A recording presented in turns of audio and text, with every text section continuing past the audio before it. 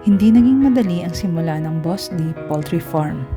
Sa umpisa, maliit lang, ilang manok, simpleng kulungan, at malaking pangarap.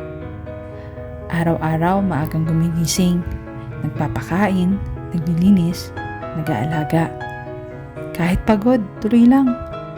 May mga pagsubok, may mga pagkakataong halos sumuko na. Pero dahil sa tiyaga, sipag, at tiwala sa Diyos, unti-unting dumami ang mga alagang manok. Unti-unting dumami ang mga itlog. Unti-unting lumaki ang tiwala ng mga suki. Ngayon, ang Boss D Poultry Farm ay patuloy na nagbibigay ng sariwa, de kalidad at abot-kayang itlog para sa bawat pamilya. Mula sa maliit na simula hanggang sa patuloy na tagumpay.